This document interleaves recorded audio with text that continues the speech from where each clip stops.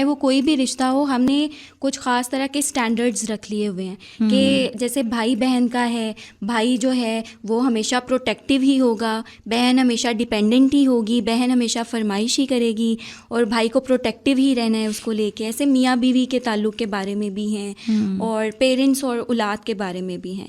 تو اگر ہم بات کریں میاں بیوی کے تعلق کی, تو ایز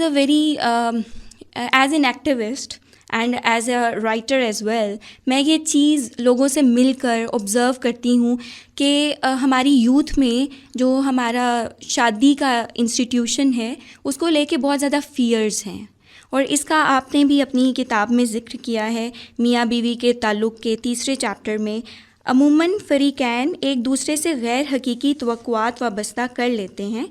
اس کی جہاں ایک وجہ ان کے پرانے ٹوٹے رشتے اور ہر نئے بننے والے رشتے پہ بے اعتباری ہوتی ہے, وہیں ایک بڑی وجہ مرد اور عورت کا بطور شوہر اور بیوی معاشرے میں پہلے سے طے شدہ کردار بھی ہے.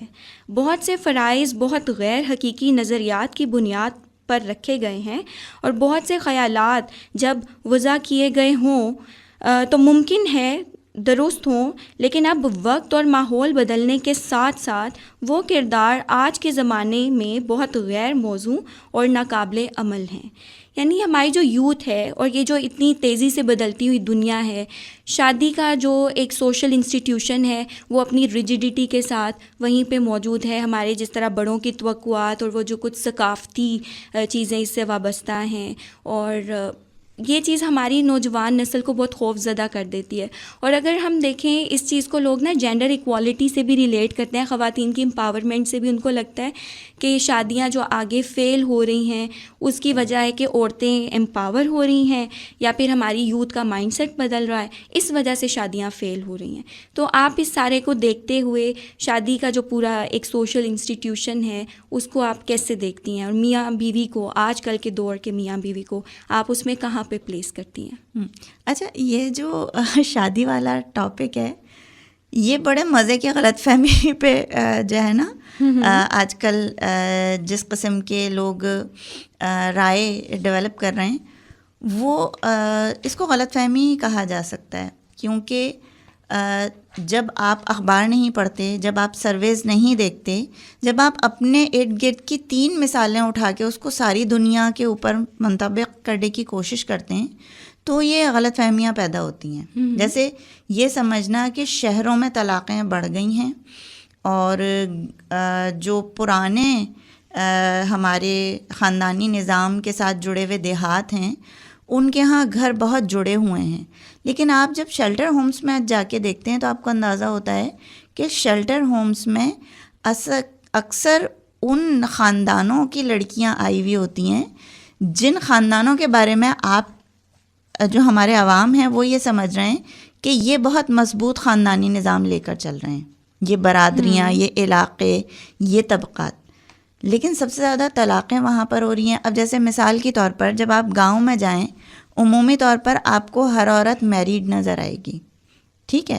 لیکن آپ کو یہ پتہ نہیں چلے گا کہ وہ شادی شدہ عورت اس سے پہلے کتنی دفعہ طلاق یافتہ تھی, کیونکہ وہ ابھی موجودہ طور پہ میریڈ ہے, ٹھیک ہے.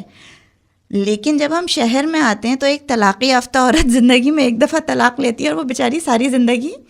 طلاق یافتہ لیبل کے ساتھ گزارتی ہے, اور اگر کبھی دوسری شادی کرتی بھی ہے تو وہ چیز بار بار ڈسکشن میں آ رہی ہوتی ہے. تو ایک شہر سے گاؤں جانے والا بندہ, ظاہر سی بات ہے ہر عورت کی تو پرانے ہسٹری نہیں سنے گا نا بیٹھ کے, تو اس کو لگ رہا ہے کہ شہر کی عورت طلاق زیادہ لے رہی ہے اور عدالت تک پہنچ رہی ہے, لیکن گاؤں میں تو ہر عورت جو ہے وہ اپنا کنبہ سنبھال کے بیٹھی ہے, ٹھیک ہے. حالانکہ وہ یہ نہیں دیکھ رہا کہ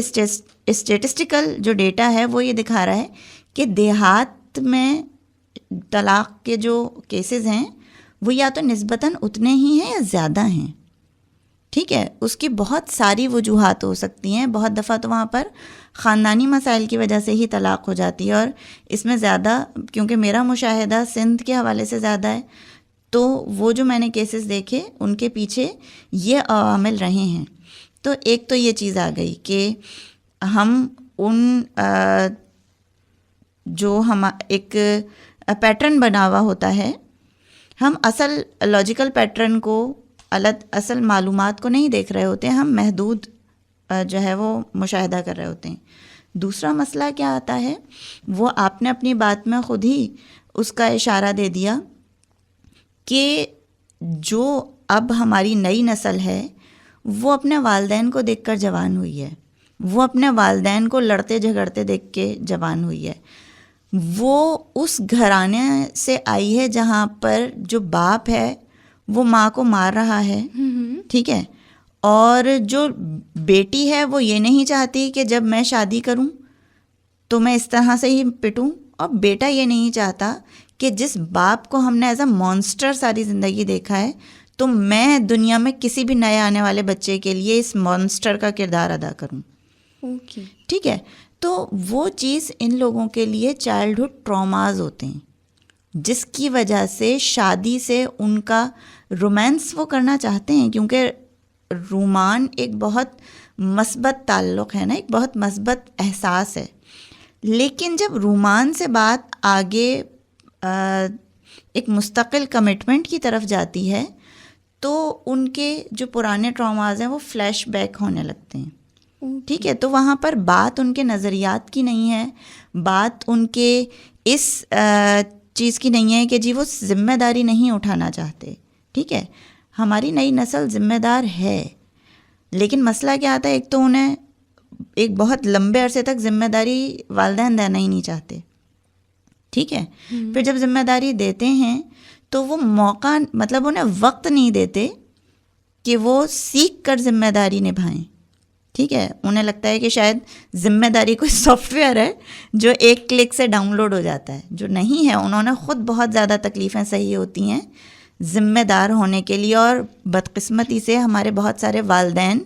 وہ ذمہ داری نہیں سیکھے ہوئے ہوتے، لیکن وہ پریٹینڈ کرتے ہیں کہ ہم کیونکہ والدین ہیں تو مانو کہ ہم ذمہ دار ہیں. ٹھیک ہے، تو ہماری بہت ساری غلط فہمیاں ہیں، اور ہمارے مشاہدات کی کمی ہے، ہمارے ہاں بات چیت کی کمی ہے، جس کی وجہ سے ہم مسائل کی اصل جڑ تک پہنچ نہیں پا رہے.